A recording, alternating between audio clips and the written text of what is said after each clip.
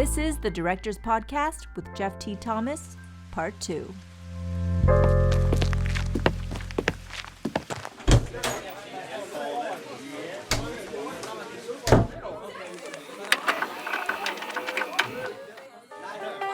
Jumping into our second part of the show. So let's talk about your process a little bit and how your process is different today to how it was when you did Hard Candy. Yes, okay. It's still fundamentally the same in that I have about 3 phases that I go through when I'm preparing for a project.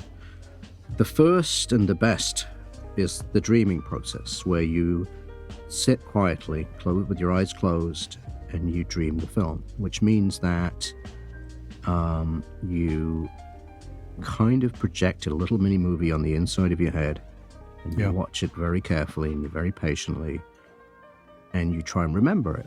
And it doesn't all come at once. It's not like you don't sit there for 2 hours, and although I have done that. But in little fragments here and there, and you write them down. And the most important thing I find at that point is to be inspired and be enjoying it. Yeah. Because at a certain point, there are deadlines, and you have to be prepared for this day because you're going in to shoot, and you can't put it off anymore and procrastinate. You have to do the work. And for me, doing the work means being prepared. And everybody says, the best thing to do is be prepared, and it is. But what does that mean per person to person? Well, to me, it's about this. I feel like I do have the perfect version of what I want to say in my head. It is not entirely immune to being better. The moment, in fact, it comes into contact with the world and other people who have better ideas interact with it, it will become better. But I have a place to start, and I'm very clear about that.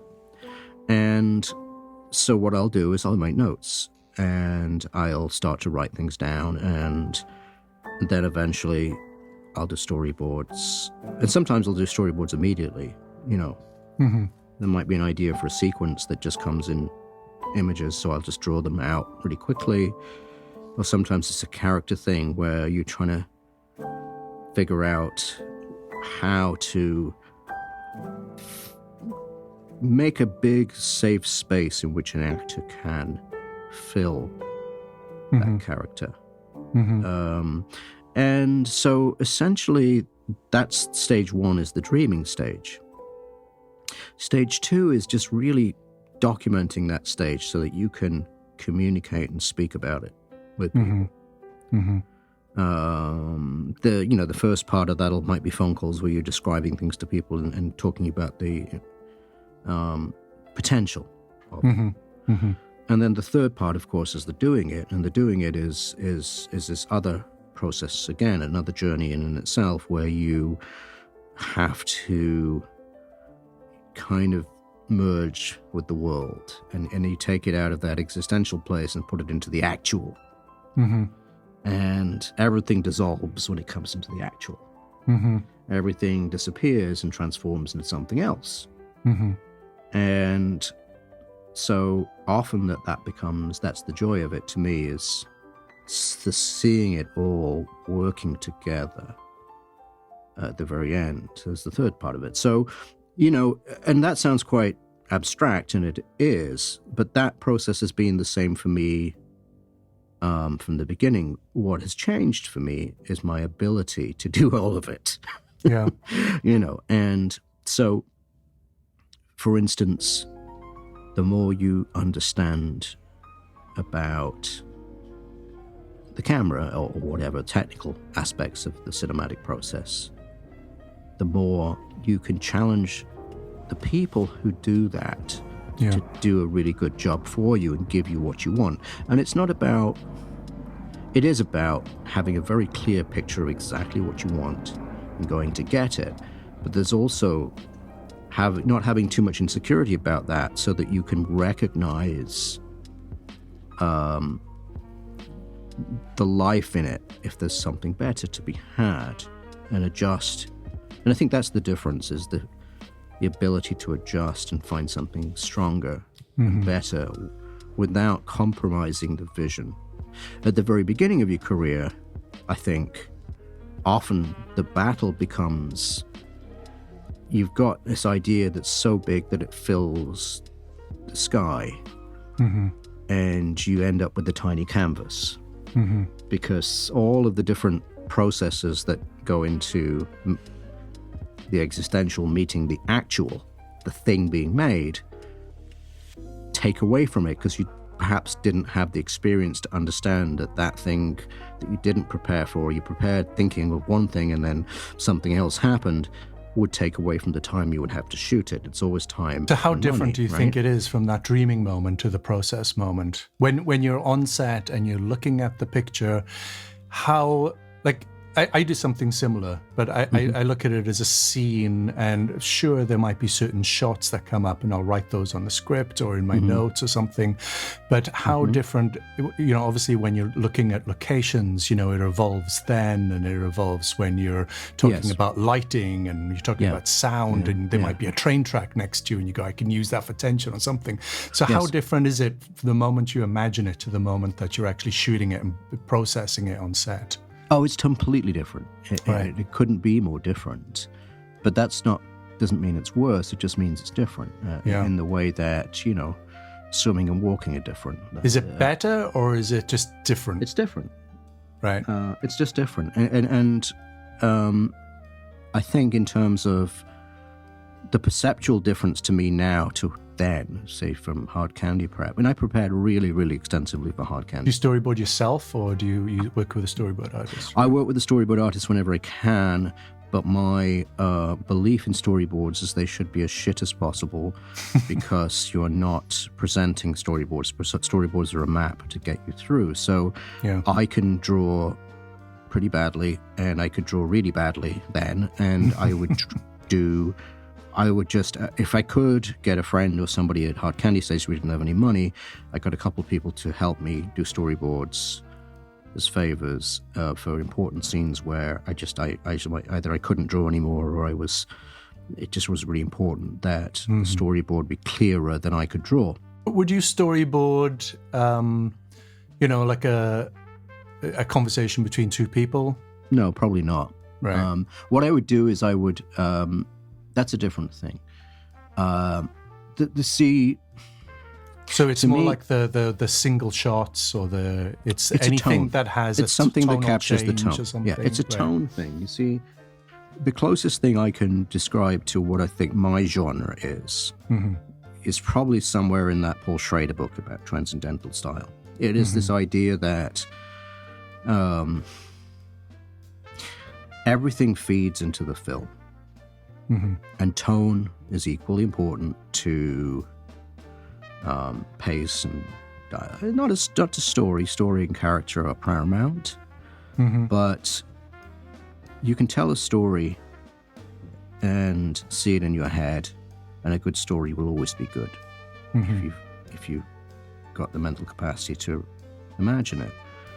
But cinematic language is what creates a movie, and that is all of the elements to create something that burns itself into your mind and your emotional palate. And that is something that comes in every different direction. As the older I get, the more experience I have, and the clearer I have, the closer I get to making the thing that I want in my head. The easier it gets from taking the thing out of the existential and into the actual, the better it will be for me, because I get a feeling, and it's this feeling in my chest, somewhere in my heart, and it's a feeling of being alive. That's pretty much why I do it these days. I've got to be honest, I do it because it makes me feel alive. Yeah. And so the quicker it gets to feeling alive, the more success I kind of attribute to the process, right? So, so you go through knowledge and gaining knowledge. Some of it's technical, but the other thing might be, for example, just human communication. Your ability to put people at ease, your ability to connect with somebody. Well, that's changed. Has that been something that's changed from Hard Candy through to Absolutely. today? I mean, it must have drastically, because you've shot so much more stuff now. At the time of Hard Candy, there's still a degree of insecurity that comes from knowing that I have this incredibly powerful thing in my head, but not knowing whether or not it'll all get there. Yeah. Now, I feel like I can get it there.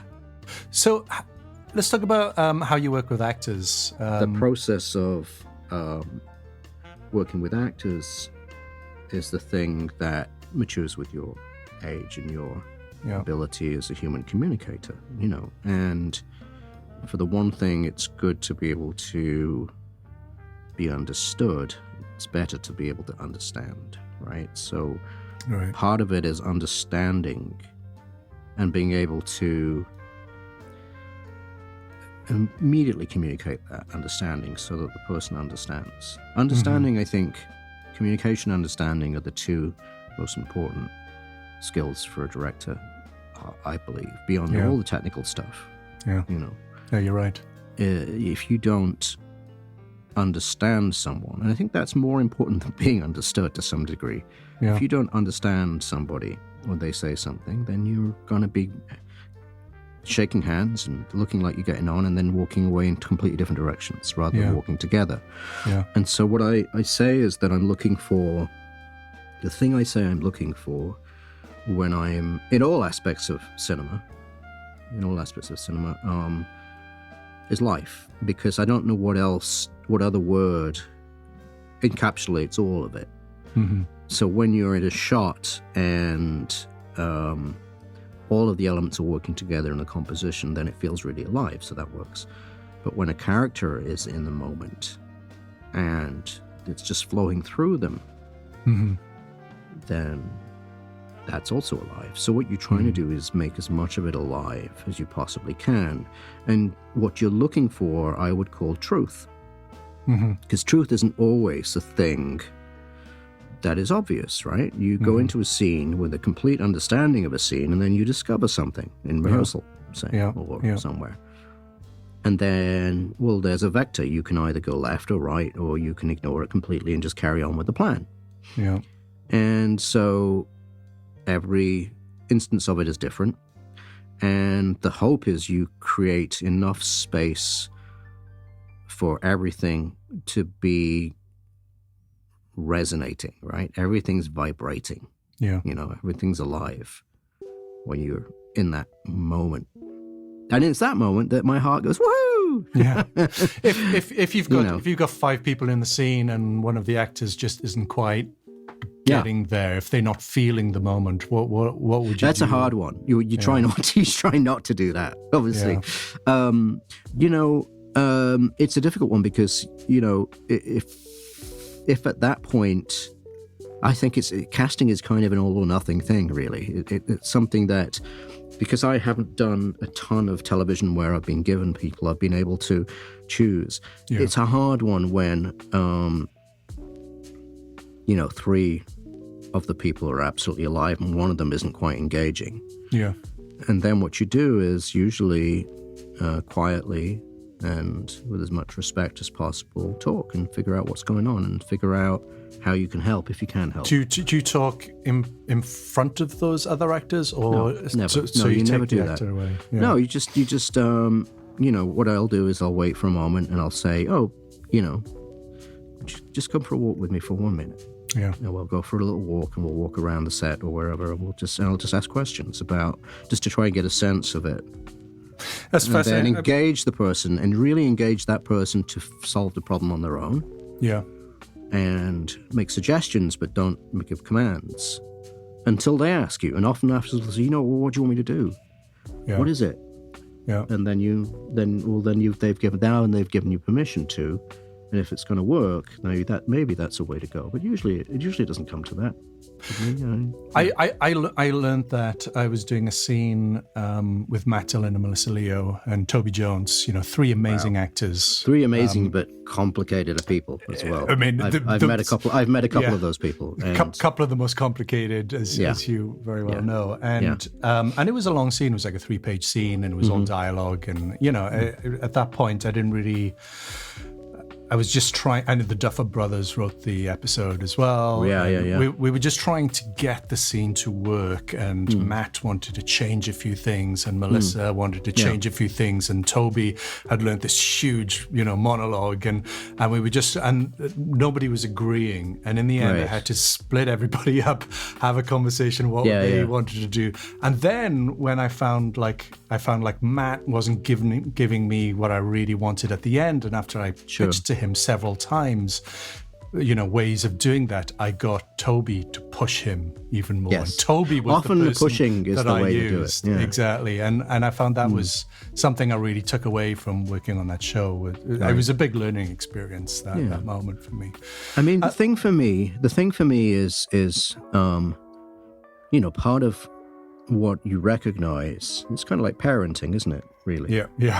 Very much so. In a way, it's a little bit like you and I have both got young kids, and I was like, oh, wait a minute, this is all very familiar to me. Yeah. And being a dad made me, I think, a better director. Yeah. When your toddler's rolling around on the floor having a tantrum, you're like, oh, wait a minute, I've been here before. Yeah, exactly. And I'm not. That sounds Stay disparaging, calm. but I'm making a joke.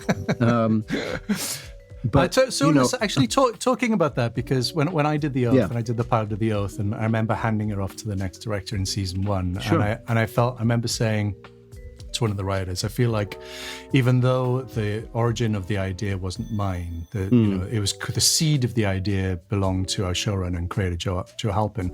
I felt very much like the surrogate mother, because I took this thing on, and it lived within me for a long, long time, and then I had to give that child across to somebody else. What's your feeling when you do a pilot to something and you have to hand it off to somebody else? I don't know. I try not to think about it, because I do agree with everything you've just said, and it would be too emotionally traumatic for me to give up my child.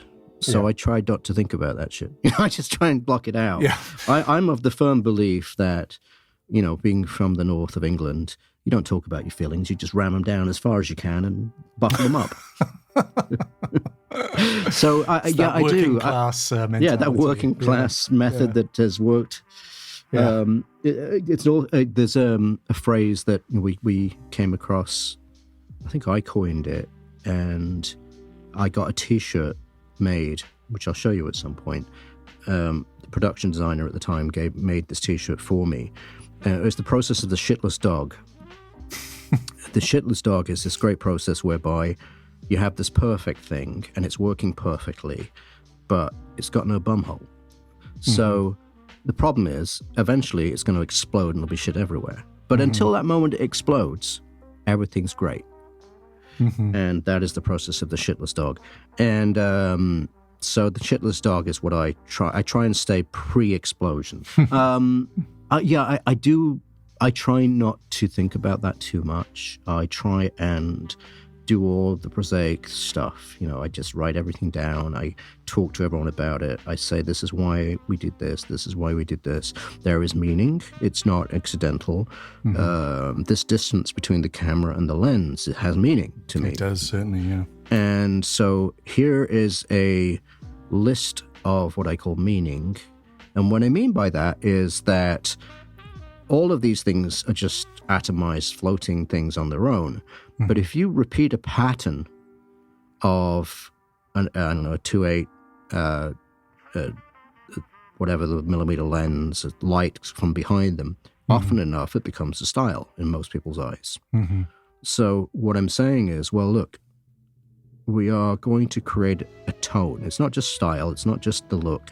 There is a tonal thing, and it could be the way in which the actors work, or it may be the way in which the actors work, or it may be the way in which the light falls, or it may be the way in which the camera moves. And it's most likely all of those things together. But if we repeat these patterns, they become meaning. And then we unlock the meaning. We go into that meaning, we figure out what's within it, which happened very much on Hannibal. I think Hannibal was a very successful handover, where all the episodes...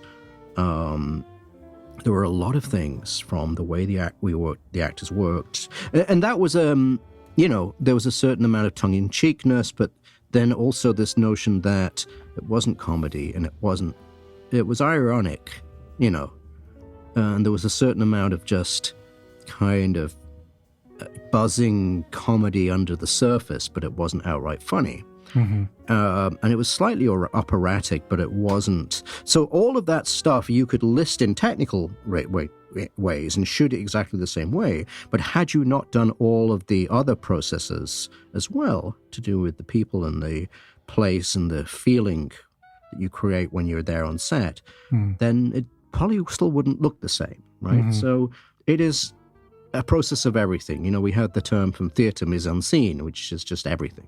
Right, it's the simplest way to say it. It's all of the elements together. Do you have any tricks on set that some directors like to play music, others like to have two opposing actors talk. I've met people like that. No, I just try and keep a very relaxed, calm atmosphere on set, and we're very clear. I think again that analogy of parenting to some extent. What the actors are looking for and what the crew are looking for, I think, is confidence in the director. Yeah. Oh, we're doing something worthwhile, and this person is leading us to that goal, and we'll know when we get there, that'll be great, and we'll get it. Yeah. And you need that. The process of staggering around in the dark and not finding it is intolerable. Well, they just need to feel confident that that you're going to get what you want and they're not going to look stupid. Yeah. It's like, but also to know when we have it. Yes. Because that's a really big part of I think, it's a really big part of the confidence. It's like, everybody, knows the Kubrickian stories, the Kubrick stories of, endless takes. So that's interesting. So, as you know, Fincher does a lot of takes. And I watched this. I get that as well. But then you talk to Ridley, and Ridley's like, if you're doing more than 6 takes, you don't know what you're doing. Which is, Well, I think what's your take on takes? Yeah, as many takes as it takes, with a very clear idea of what you're looking for. Now, I think what happens if you go beyond that is you start to see other patterns. Yeah. And I think that will happen, and that can happen if you're looking really, really closely at things. Oh, I love the way that inflection, that changed some meaning. Why don't we do more of that? And there's times when that's right, but I generally tend to try and not push the life around as much as just capture it while it's still vibrating. So what I mean by that is I will not push a scene. If the scene's really working, I won't just keep doing takes to see if it can get better. I'll find other ways to get it to the place where I think is, where the nose meets its tail and it kind of seals itself, because the alternative to that is the going until you think you've got something really good and then choosing to abandon it at the point at which you've just gone past the best you think you can get. And that process doesn't work for me, because usually that process means it's not working and we're just trying to make it as good as we can because it doesn't fundamentally work. So I prefer to recognize that it's not working for whatever reason and try and attack it from a different direction. Fair enough. Yeah. I wonder, David, I would often compare, I did a show called The Assets, and I found like when we hit the perfect moment, I just tried to get all the coverage as I could, as quickly as I could, because everybody was just, hitting 10 and doing exactly what we needed them to do. And I found that if we went on another 6 takes, then the life would fall out of it. Yeah, sure. Absolutely. And then it would take another 10 takes in order to get the life back into it again. And I think Fincher has the ability to continue shooting for 30 takes in order to get that. It's almost like waves, right? It's like a second wave. It's like the stages of grief, isn't it? Like they go through the exhaustion, and then they go through then they go through the fuck it, and then they go through the oh Jesus, why am I still doing this? And then they go for, well, you know what I could do when this could be actually quite good. Oh, I've got a different way. I've lost all my connection. And I think probably with Fincher, he's probably trying to just disconnect everyone from. Which is what he does too. Yeah, he's trying to disconnect everybody from all of those, all of those little tethers that are holding them in place, and get them to go fresh. And that's commendable, and that's really good. I rarely had the time and the money to be able to do that, because it's just, and that's what Kubrick was doing, I'm sure, is look, if you've got, I worked with an actor, brilliant actor, once in Puerto Rico, and this actor was one of those legends, and I remember just him and I just having this candid moment where he's like, it's not like a play, is it? You've got one chance and you're out.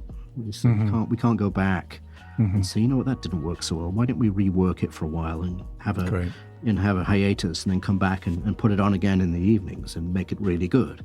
We don't get that, do we, anymore? We have to figure out what we have now. We just have to, and I'm like, we have to just breathe the air we have and hope it works, by doing everything we can to prepare for it.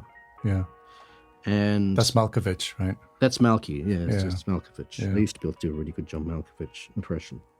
So let's talk about your process a little bit. So, obviously a lot of people that know your work, I think a lot of directors will look at it and they won't know, how you get there with the shutter angle and the stop. Yeah, sure. I could give you a list of stuff. Let's just talk a little bit about that, because it is so distinct, and maybe your influences as well, because I don't know if this is with you, but I first started noticing the different shutter angle when Chris Cunningham came on the scene. Right. I used to, I remember he'd show me cuts of his music videos, and I'd be like, and I would name the thing that it was based on, right?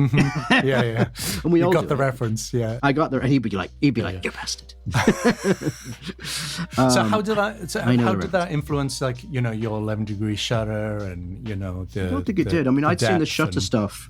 I was interested in, at the time I was doing the things with shutter specifically, I was interested in, I'd seen it in the movie Come and See, which is one of the greatest war films ever made, and it's harrowing and horrifying. You shouldn't watch it if you have a weak disposition. But they'd used it in that, and it really opened my eyes, and I was like, I was just looking for new things I hadn't seen before. And I was using a lot of high-speed cameras at the time to try and sharpen things, and it was also, at the time, I was obsessed with Harold Egerton, Harold Egerton who invented flash frame photography and took the photographs of nuclear bombs. You've seen those pictures of the, a millionth of a second exposures. Yeah. So I knew that if you could expose faster, you could get a sharper, cleaner image. And at the same time, I loved the nostalgia of film. So here, the shutter thing, which suddenly people began to do, and I just saw it, and I was like, oh, I can do all the things I'm looking for. And I was doing a series of music videos that were all using, I shot this camera that would shoot at 10,000 frames a second, and it didn't have a shutter, it just fired the film, 16 mil only. And it was standard 16, not Super 8, so the picture quality was awful. It would fire the film through the gate at 10,000 frames. Wow. And so I was really interested in that stuff, because it was these, and again, I think consciously at that point, I understand that what I'm trying to do is take a piece of my subconscious and put it in front of a camera. You can't do that easily with dialogue and scene. It is an existential thing. So I'm trying to make these existential images, and music videos are the perfect place to do that, because everybody just wants an image that'll hold you and stay on MTV. Right? That's all it is. It's like, have you seen that thing? Isn't that amazing? Can you see that? How many times can you watch that? So things like this, and I would be very clear about the way I'd say, look, I'm trying to create in this sequence images that the human eye doesn't normally see, so that it's interesting, right? And the shutter was a thing that did more of that. And there was also something really kinetic about it. And also at the same time, a bit scary, because, when insects come at you, all of your defenses, if you're scared of insects, all your defenses kind of go into play.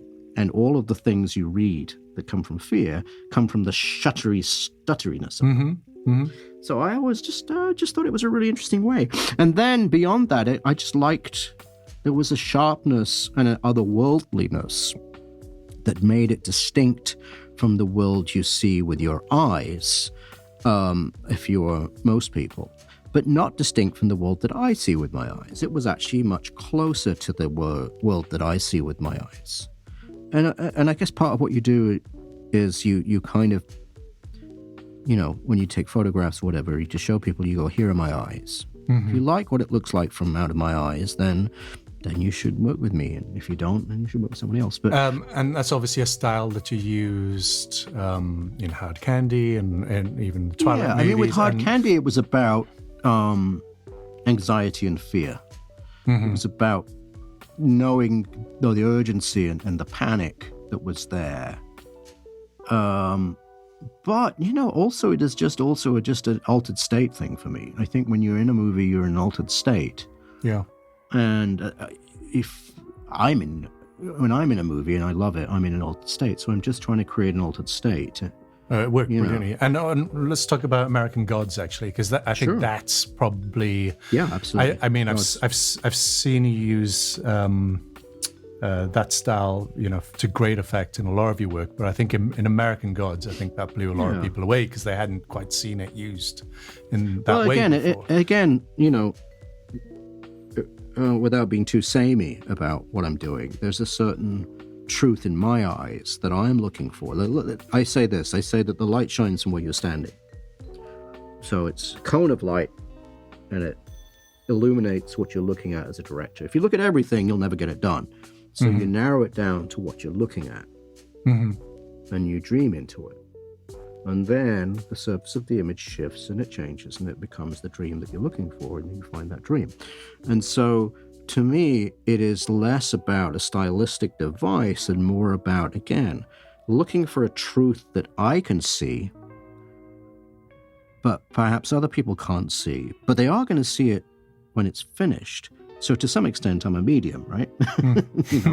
I am seeing things that aren't there, but they are. There is a truth to them, what are there. And then and then when the film's finished and all of the things are put together, it becomes apparent, it becomes clear, it walks into the light. So, with American Gods, American Oh My Gods, I remember we used to call it American Oh My Gods. There was a lot of things that interesting enough, it was a difficult, hard set to work on because it was a phantasmagoria of a story. And ostensibly, American Gods is a fantasy, but it is also deeply political, particularly now, more now than when it was written. Yeah. And so you have two showrunners and me kind of creating this vision of this thing, in which in the opening episode there are at least 3 deemed unfilmable scenes, in it. And,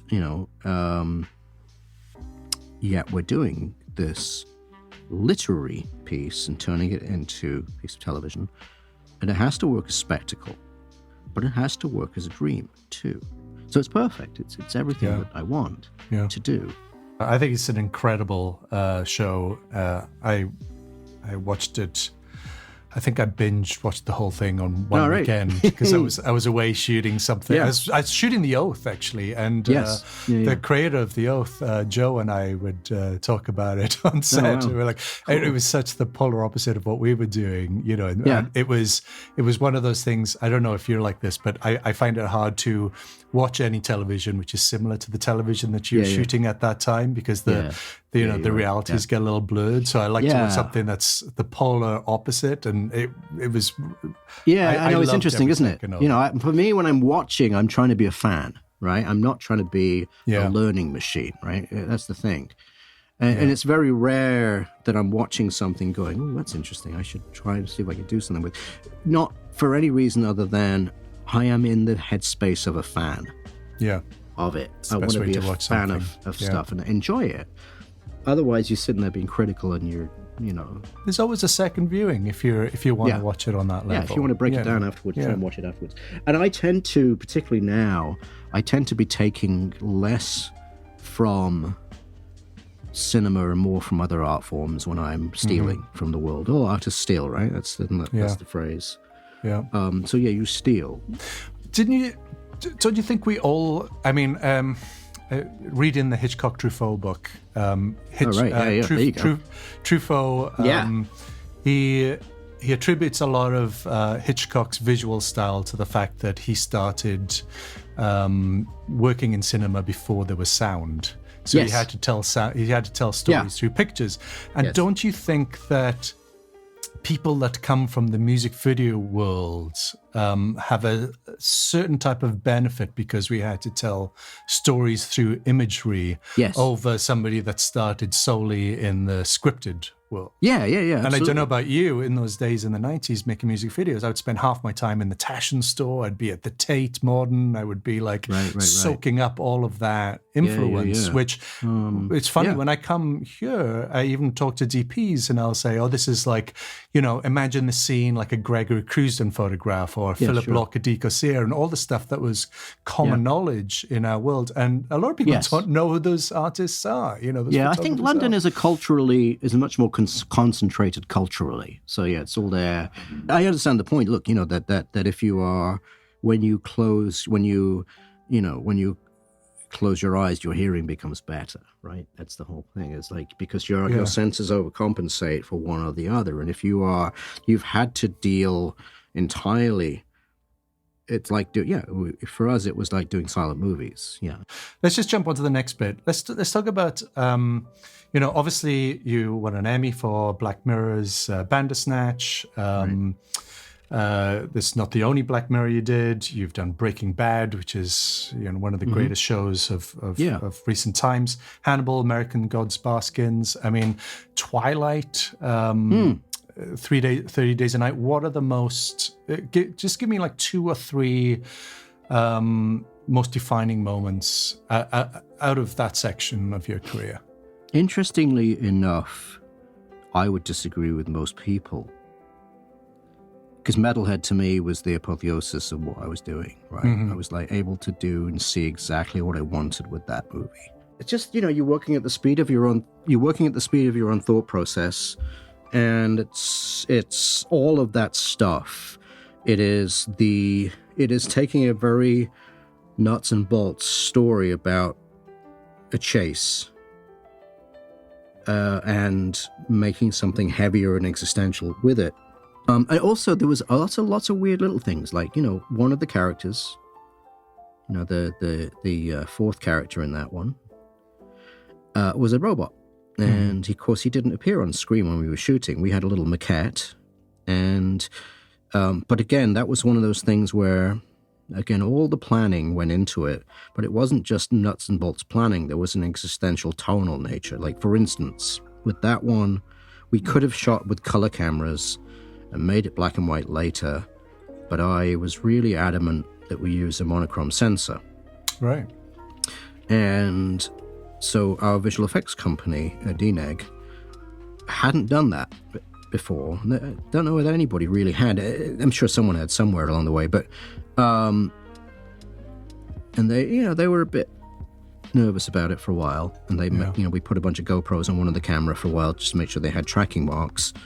But they did, and so part of it becomes, again, part of the journey is important to me, as you're kind of creating a reality by dreaming it all, but also by putting it into practice. It was everything at once. It was stats, it was visual effects, it was run and gun, it was shot fast, it was great acting performances, there was violence, there were prosthetics, there was all the things. Tonally, there was the sound, the music, there was the light of that part of the world. So it was all just kind of, to me, that was where it was quite optimum. It worked really well. Whereas something like American Gods, to me, where it does feel kind of every frame feels quite polished, it was less of a milestone because I kind of didn't get to finish. So I'm judging it based on my experience of it as much as the actual finished result. Well, that's what you walk away with personally. It is, but it used to be that I believed that when I'm dead and buried and rotting in the ground, this material that I am creating will outlive me. Therefore, it is immortal, and therefore I should, deem more respect to it. And I still do feel that way, but now I'm understanding of the human dimension of it. That without those tiny little micro adjustments along the way, it becomes something else, and that's certainly somehow I'm alive in it, you know. What was the reason for not shooting it in color and making it black and white afterwards? Were you worried that it might get changed afterwards? Yeah, sure. I mean, that was definitely part of it, and I was really clear about that. Yeah. But there is a thing, a methodical nature to me. I believe in, you know, like, you do rehearsals, there's a certain way to do rehearsals, there's a certain way to do certain things. I like to, what you're trying to do is everybody comes into a film, and they're doing it the same way they've done it before, and they're doing it with a certain amount of assumptions. And what I'm trying to do is go, well, let's try and, not for the sake of it, but just for what we're doing here, let's try and not do it that way. Yeah, it's great. Let's try and do it a different way. So, like, for instance, one of the things that I will often do is I'll say, look, you know, when we're going, often you've got a really heavy piece of camera equipment, like a massive techno crane, and you're in a difficult space to work in. Your DP will say, can we put a zoom lens on so that we don't have to rebalance the head, you know, so that you've got all the focal lengths on that zoom lens available to you. And I don't do that. I'll say, no, we're not going to do that. We're not going to use a zoom. We're going to use primes. Yeah. And I know it's going to add X number of time too, but then there's a discipline we're going through. Yeah, I agree. There's a specific reason for using that prime and that prime. Yeah. And again, it's that repetition of stylistic choices becomes the language. So there are things that I like to do that are almost kind of ritualistic. You know, existentially ritualistic, as well as practical. So one of the things was, if we shoot monochrome, we commit to monochrome, we think in monochrome. Yeah. If we shoot color and decide we're going to make it monochrome later, we won't see it in monochrome until the very end. Yeah. And no, we need to start thinking now. And also, I don't want you, Charlie Brooker, to say with love, because I do love him. To change your mind and change it later. Yeah. And he said, all right then. You know, and I said it really clearly. I was like, that's, you know. Yeah. And it was about 3 weeks of it's a good reason to do it. Yeah. I love that. But by that point I was already, you know, doing the thing with, you know, anything that was to do with an image had to be, you know, I just make it black and white before you present it. So we presented a monochrome world. I presented all the locations I was going to shoot in. I did photographs with my camera. I made the monochrome. I made them look like the film was going to look. I love it. So makes perfect sense. Yeah. I did like a slideshow of like this scene is in this location, then this setting, and then. Did you grade them as well? Did you add contrast? Yeah, sure, absolutely. Yeah. So everything had the feeling, a metallic. You know, part of it was like, you know, you want the sky to look like it's hewn out of metal. Mm-hmm. You know, it's going to be oppressive. Mm-hmm. Everything in the world is oppressive now. So yeah, it was again, there's almost a ritual way of going through the process. It's funny, actually, working with Sean Bean, he was very tired of, I would try to mix it up a little bit working with him, because he was like, oh, you know, Jeff, it's a little boring when we do the wide shot and the mid shots and the close-ups, and it just feels like, so I would go, well, let's just start with the mid shot.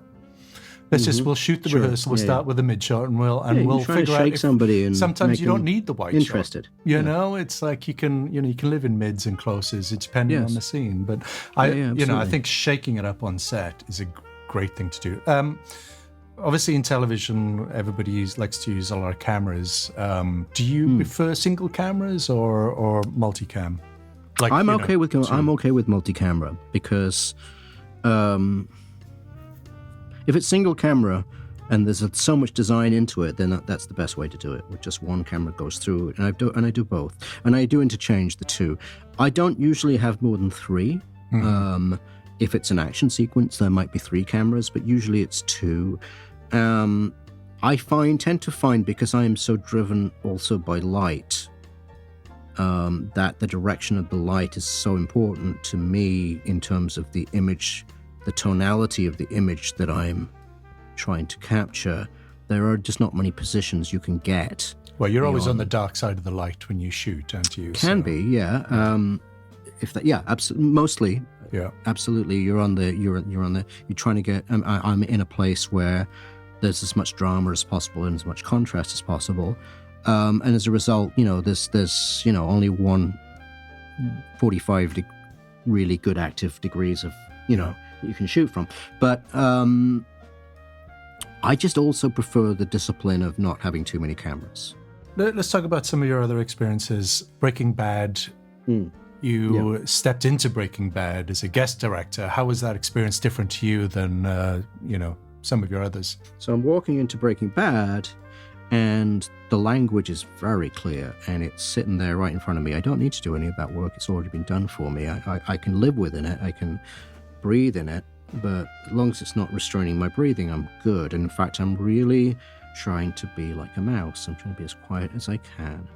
Yet still, I remember Michael Slovis, the DOP on that, who's brilliant, looking at me going, "We're going to bring you over to the dark side of wide lenses. I just can tell you're not happy with these wide lenses. We're going to bring you over. You're going to love it by the end of this." And I'd never said anything. You just could tell. You just had this, And I'm like, yeah, sure.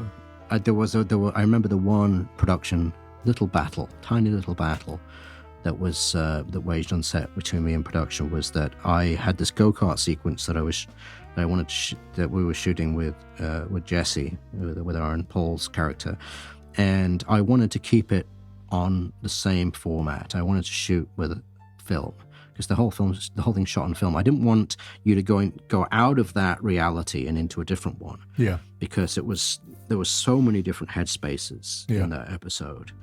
And so they let me, it was actually Michelle McLaren, who was brilliant, the brilliant Michelle McLaren, the producing director on that, really supported me, and she talked them. The producers said no, and then she talked them into letting me have a little tiny 35mm camera that we stuck on the front of this go-kart.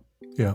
Because Vince was going to just shoot it with video, because they'd shot a lot of little video camcordery stuff. And then there was a sequence with a security camera, which he wanted to shoot on a security camera, and I shot it on 35mm, but he was right. The security we did it on, in the end. It ended up being on a little security camera. Oh, really? Okay. Yeah, but the go-kart sequence I really wanted to shoot on film. And again, that was a thing where it wasn't in the script, and it was just me going like, the dream here is that rather than just sitting here dead on this go-kart, because you've got all the money in the world, this character, it was a scene where Jesse, Aaron Paul's character, Jesse's kind of, just driving around on a go-kart, dead to the world, because that's what he's used to doing, and he's got nowhere else to go, and he's just sitting there. And to Vince, I think it was just meant to be this solemn, and to me, I just, like, there's so much tension in him.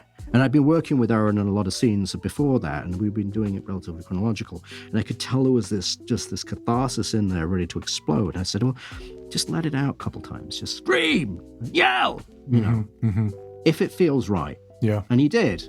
And they used that. And just quickly, how was Bandersnatch? How was that experience? Because obviously you shot many versions of that story. Good God, Bandersnatch in 30 seconds or less.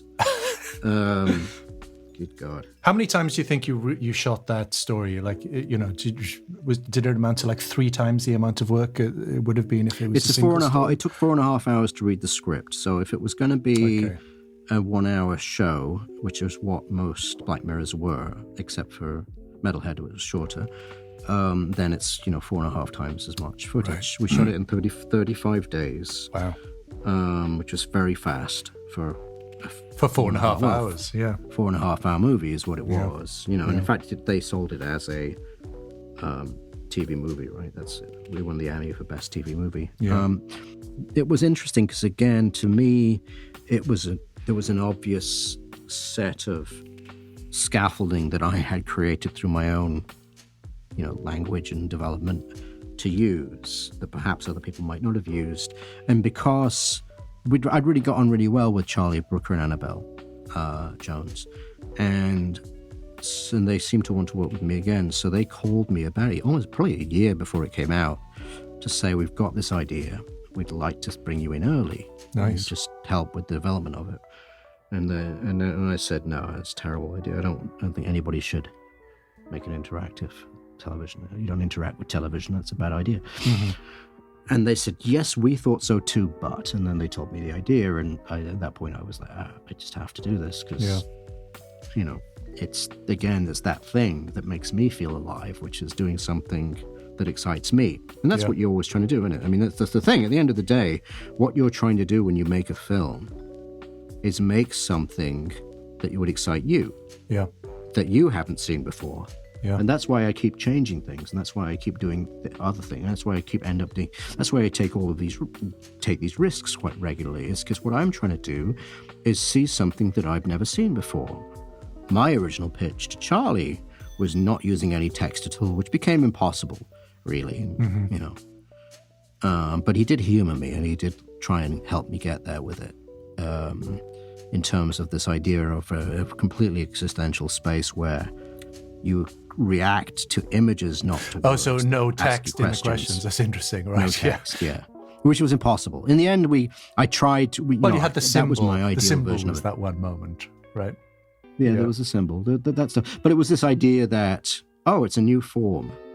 It is a new form. It's not a video game. It is really a new form. So, you know, I had the ability to influence the form of an entire genre. Yeah. And so I wanted to really fucking do it. I didn't want to do little bits or be coy about it. I wanted to go big.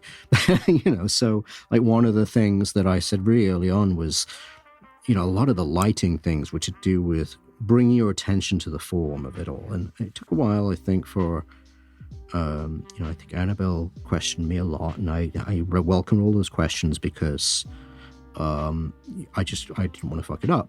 But like, why are we doing it this way? Why are we just make sure we're doing it right? Like this whole thing where suddenly you would go into this altered state. And I guess the way I would try and describe it is this. We're creating a world that is cyclical rather than linear. So if you go around it more than once, there has to be some residual memory of what happened before.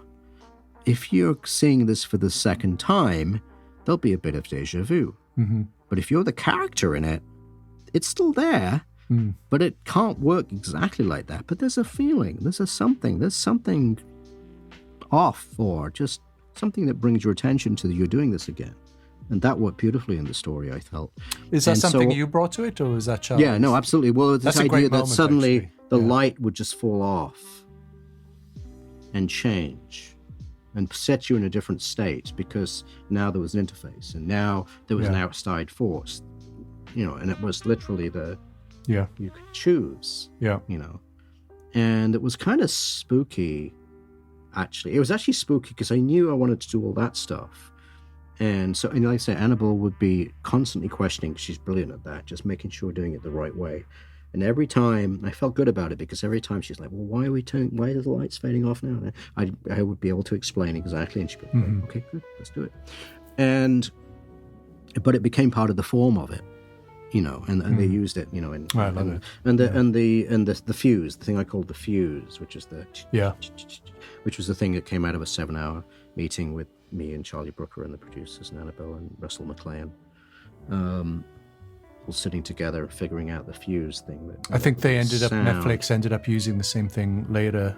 Yeah, they used it in a couple of things. Yeah. Well, again, and I think Andy Whale, who's the guy at Netflix, comedy largely, even though he does Black Mirror, he usually does comedies, but he is the guy now in charge, always was in charge of the branching narrative part of Netflix. He was really interested in that, and I was really thankful that he was, because they embraced it. That, you know, it's a new form, let's use that form. It's not a video game. We don't want it to feel like a video game, and I'm not a video game player, but Charlie Brooker is, so I was often also the voice of like, it feels a bit like a video game, let's try and cinematically drive it away, because we don't want it to be like that. And then there was also I just really, really encouraged Charlie to think about dreams and the existential aspects of someone losing their mind, and memory versus invention. And so there were a lot of these like flashbacks, which were really possibly just fantasies that the young character of Stefan, when he's a young boy, has, that were all cinematically quite specific. And we shot them all in a language, again, we used 16mm for one thing and 35mm for all of this 1970s stuff. And we also had this thing where, like television at the time, because it really was like television at the time, because the studio cameras were too heavy to carry around. If you watch an old show like Doctor Who, they'd shoot all of the stage stuff would be on video, and all of the location stuff would be shot on 16mm because the cameras were lighter. So we used that language was brought into it as well, because it was set in 1980, I like that 85 as well. So we had all of these different formats we were using, but they all had a very rigid language to when. So by the time we were shooting it, there was like, okay, it's very clear which format we use now. We use this format for this format, and it has a meaning. It was a head fuck, because, well, for instance, that whole thing about déjà vu is something you have to sit down and explain to the actors too, and there's no language or there's no precedent for that. Yeah. So you just because we're going to shoot the scene 4 different times. Yeah. Now, it's also, we found quite quickly, I suspected it, but we found out quite quickly that it's not just coverage and then extra takes either. Can't do it that way. It doesn't work that way. It feels very, very forced. And much to the great chagrin of my first AD, what it meant was each scene had to be shot beginning to end each time, which means you couldn't just go, say you've got 4 different camera setups, shoot all of one setup for one scene and then bring them in and do the same scene again from that, and then move over here, and then you couldn't block shoot. Right. Because there was a kind of emotional density that came with each scene that couldn't be broken away from. You couldn't block shoot. So if you block shot it, which would make it easier to shoot, it didn't work. It didn't have the magic. Did you make a decision early on whether to, if you were shooting, say, the B version of that scene, that you would keep the master shot in the same place, or would you change the master shot? Yeah, somewhat. We try it. I mean, look, at a certain point, when you're shooting a 5-hour movie in 35 days, or 4.5-hour movie in 30, at a certain point when you're shooting a 4.5-hour movie in 35 days, there's just, you gotta just figure out how to get it done. Yeah. And I was trying to gear my process towards that, but sometimes you just were like, well, yeah, we can do this. And what it was about disturbing the flow of the scene. If it didn't disturb the flow of the scene, great, we could do it. Yeah. Yeah.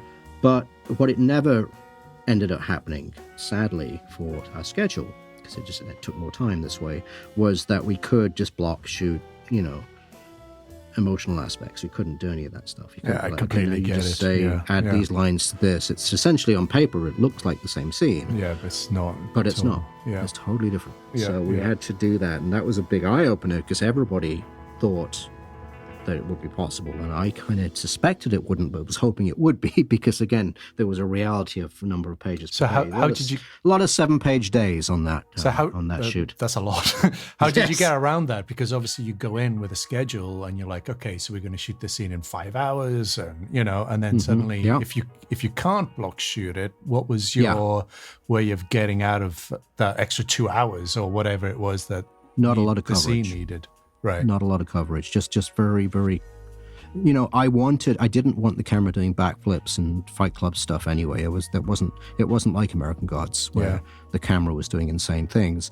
It was very much about trying to make people believe this reality and stick with it, even though all of the things about reality are changing. And I knew I had this massive opportunity to go into an massively altered state in the acid scene that I was going to do, which would probably become pivotal to the whole piece, which it did. Yeah. So I was really confident in being quite simple with my camera and not doing a lot of takes and being able to move quite quickly that way. Yeah.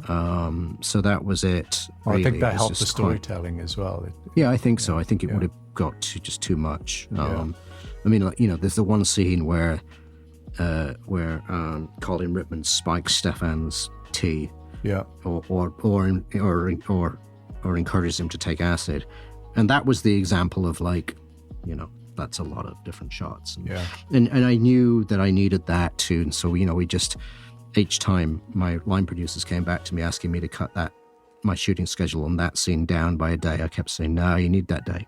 Yeah. We need that extra day there, And then finding a way to compromise that they were happy with, that I was able to split it across different locations and not fuck up the schedule too much and get the time I needed to shoot that scene by shooting other scenes a bit more succinctly. I think that's really smart. I mean, obviously, if you'd tried to shoot that movie in the way you had American Gods, I think it would have been too overwhelming for the audience. No, also well. the British culture was more polite too, which is something worth saying. Yeah. And I prefer it. There was this, we were shooting 10, 12-hour days rather than on American Gods. We were often shooting 16-hour days, and it was right. merciless, and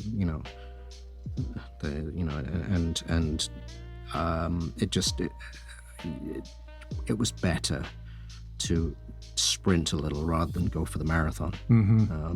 Now, jumping into our next part of the show, if you were to start at the beginning all over again, what would you do differently, if anything at all? Nothing at all. I believe in chaos theory, that the mistakes you make bring you to where you are. Mm-hmm. And so had I had that fantasy situation of a director going back in time, meeting their self and saying, look, now here's all the knowledge to make you jump 30 years. Mm.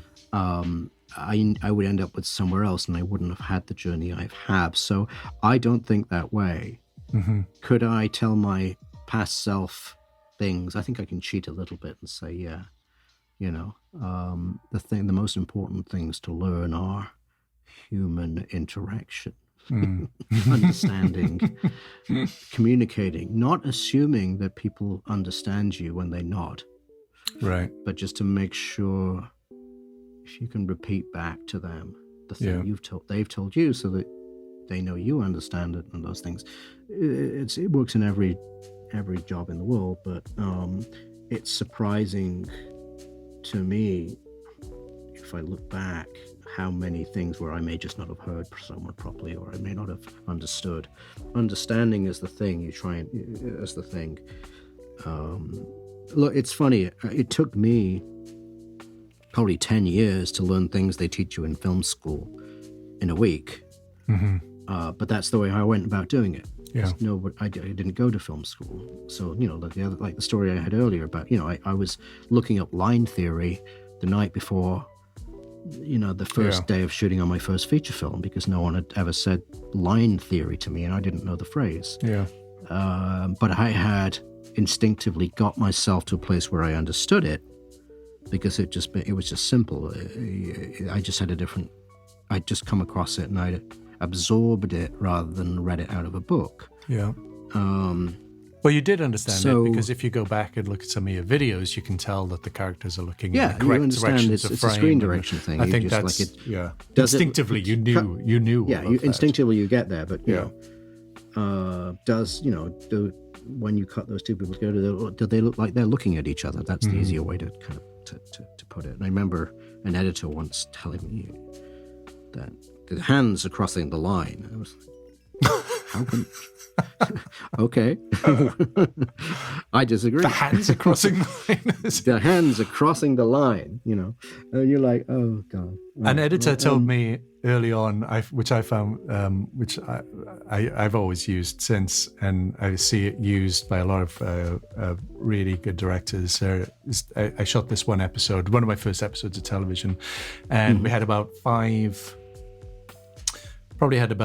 scenes that all took place in this one room. And of course, I wanted to be as photographic as I could. So I made sure I was on the dark side of the light, and our actors were sitting, against, and the light, we were lighting through the window. And I shot every scene like that. And the editor said, Jeff, it's sometimes good to cross the line when you come back in, to be on the other side of the line, just so we have variety when we come back into that scene. So now what I try to do is, if that were to happen again, every time you come back to that scene, I would try to be on the other side of the line, unless it had some emotional resonance of why not to. I see. That's really cool. I never heard of that. That's interesting. Yeah, that makes sense. I thought that was fascinating. So I tried to do that, or to use it for the story, and try to motivate it. I've used line crossings to specifically declare something. Yeah. So I did it. I remember this. The season 1 finale of Hannibal. There's this scene where Bedelia and Hannibal are sitting at the table eating veal, and there's this moment where the subtext is, "I know what you are, and you know that I know what you are."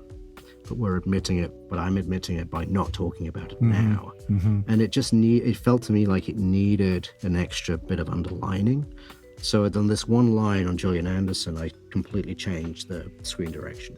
I remember doing that kind of thing. Yeah. But usually I leave that stuff alone because I'm looking for I'm trying to find life rather than create an exclamation point, right? But yeah. Right. But it makes sense though, if you're particularly if you're in a flashback or something and you're going to keep coming back to a scene. Yeah.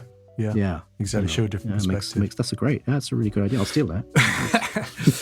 So this takes us to our final part of the show. So any words of encouragement for aspiring directors trying to break into the industry today? Yeah, I would say this. When you find the thing you love to do, then that thing can fuel your entire life. And so know that making films is one of the hardest things to do in the world. But like being a parent, it is also one of the most rewarding things. Mm-hmm. And so I would say the primary drive is one to listen to your heart quite literally, because it'll have a feeling inside of it that'll make you feel alive. And if you can keep that going somehow, then you're on the right path. If you end up having to go down a path and you're presented choices where, well, you can get a bunch of other things, but that little flame's going to go out for a while, do not take that path. Now, that doesn't mean don't take money. Everybody has to take money. We need money. Money is essential. You can't eat without money.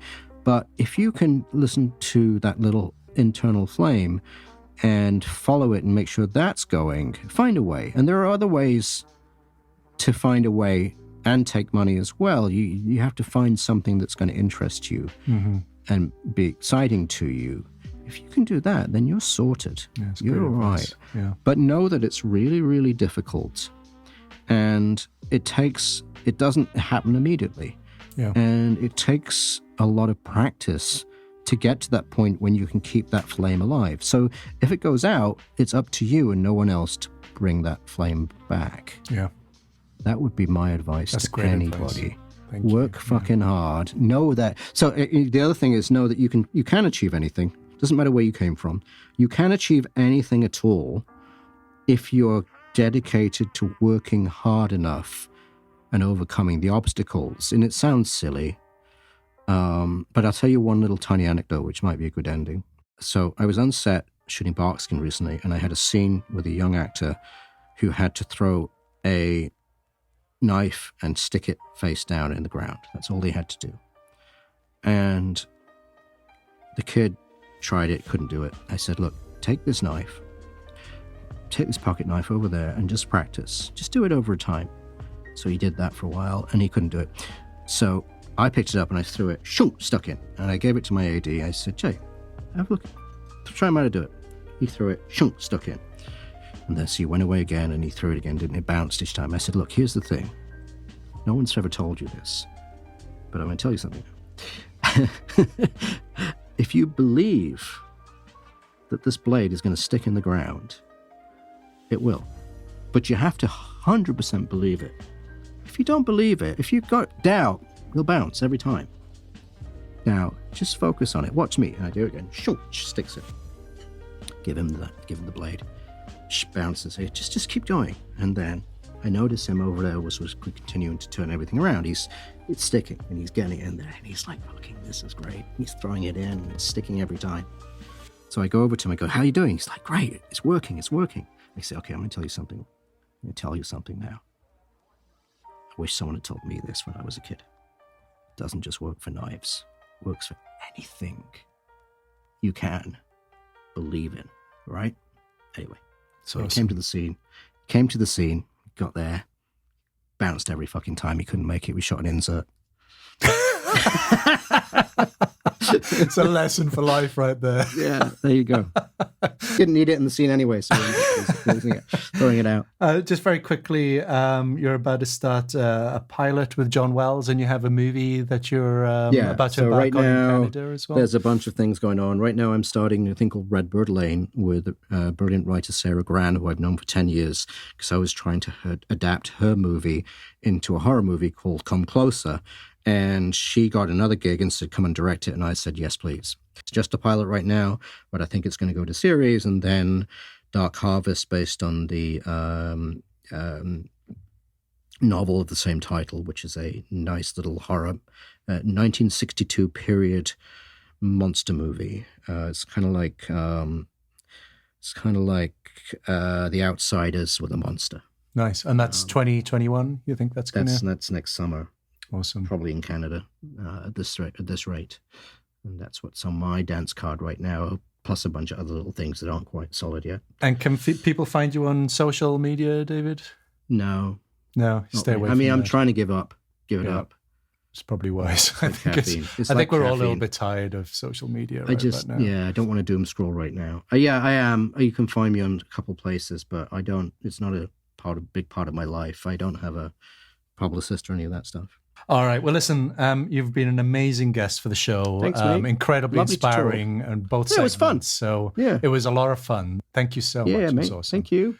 And that's the show. Thanks for listening. If you have any questions or suggestions, you can find me at jeffthomas.com or at jeffthomas on Twitter and Instagram.